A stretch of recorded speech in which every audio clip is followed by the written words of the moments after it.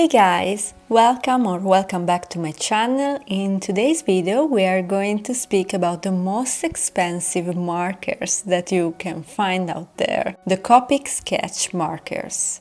So, without further ado, let's get started!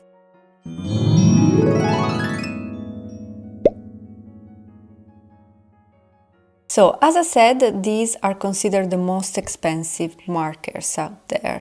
And actually, I got them in Japan, where they are a lot cheaper, respect Finland for sure. And I got some singles. In particular, I focused on grayscale colors and a little bit of specifics of these markers. They are available in more than 300 colors. I think is the wider range of markers out there. They contain around 1.8 milliliters of ink inside, and they are also refillable, and each refill lets you to refill them up to 7 times. These are alcohol-based markers. They are double-sided, and in particular they have a brush side and a chisel side. So this is just a first impression video, and actually I didn't know what to draw, but since we are in October, I thought it was a good idea to paint a pumpkin and actually to color it in grayscale, since I have just those colors. I started out with a sketch, as always. I didn't show it here because actually it didn't show up well on videos, but then I start immediately with colors. And I went from light to dark, and I wanted to see how the markers layer on top of each other. I have to do a little disclaimer here and say that I didn't use markers paper because I didn't have it at home, so I used the paper that I usually use every time that I use alcohol markers. Before, I tried just the very cheap Lidl markers from Curlando, and you can find here also the full review of those on my channel. But today I want to say my first impression about these super professional and very expensive markers. So I start with the first color, that is a very light gray, to do some highlights. Then go with a little darker kind of gray, and it was quite a neutral kind of gray. But then I decided with a warm dark gray to do some shadows. What I immediately noticed while I was using the warmer dark color, I noticed that it was a lot trickier to have a uniform kind of result. So I decided to layer it down a lot to try to have an homogeneous result, and actually it worked quite well. Another thing that I did to try to blend them together was to use the lighter color to blend the darker color, to avoid to obtain very harsh line between different colors.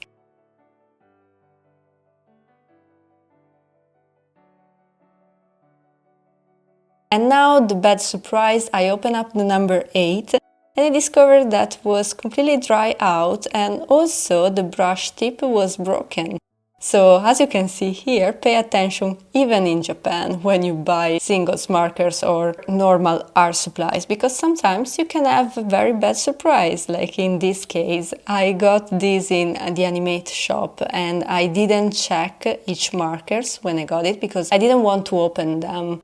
So I didn't want that they dry out without using it, but I have this very bad surprise. So keep that in mind. Also in Japan there are people that open things or broke things and don't say anything. So I took the other very dark gray actually, and I did the ultimate darkest shadows.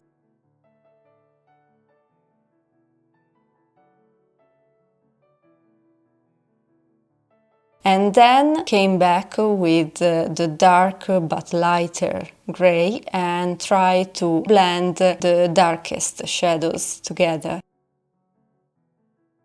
As I said before, just to avoid harsh line.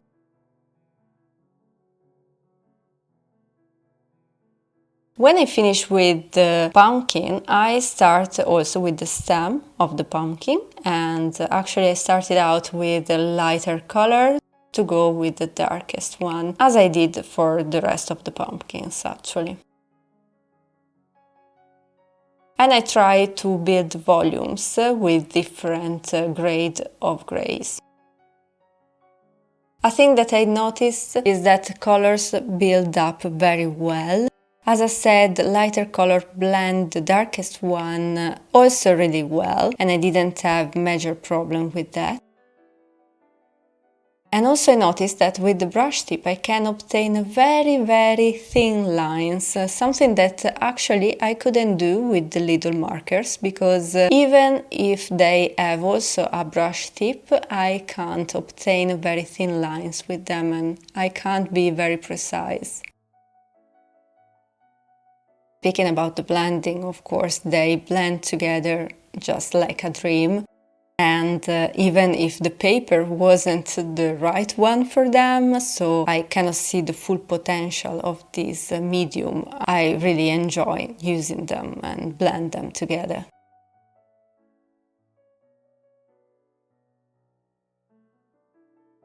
I found also that this very large range of color is very rare in very cheap markers, and especially pastel color, very light color are not very common in the cheap alternatives. So it's something also to keep in mind if you work a lot with lighter color and very pastel kind of color.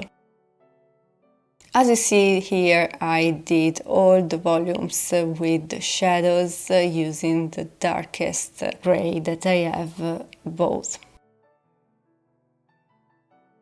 When I bought all these singles, actually I got some warm grays because I didn't have them in my little set, and some neutral one. I finished up the drawing with the shadow under the pumpkins. Always start from light to go to darkest color. And you can see me also here to blend with the lighter color, the darkest one, and you can see here that they blend quite well together. And the result is quite homogeneous.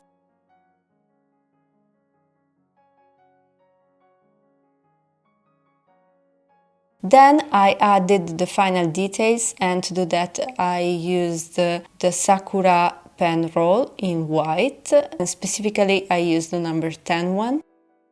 And I did some highlights on the stem and also some little dots on the pumpkin.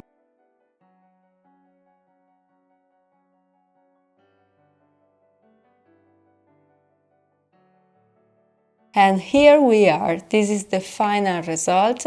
I really loved using these markers. I have to say that I can completely understand why they are considered the best markers out there. As you can see here, they didn't completely bleed through the page as instead my little markers do. And this is another point that I noticed. As I said previously, I think they blend so well even if the paper is not the right paper for them, and they layer down super easily. I really enjoyed using them, and I think that I will keep using them and maybe also expand my range of color. As I said before, the only surprise that I have during this painting was about this specific marker that was both broken and also completely dried out. But aside from that, I have to say that I'm really happy that I got this marker. It was a good way and a cheap way to try them out and understand if I would like to go further with this medium and also splurge a little bit more on this specific brand. So, I really hope you enjoyed the video. If so, please remember to give us a thumbs up. Don't forget to subscribe to don't miss any other content. See you next time. Moi moi!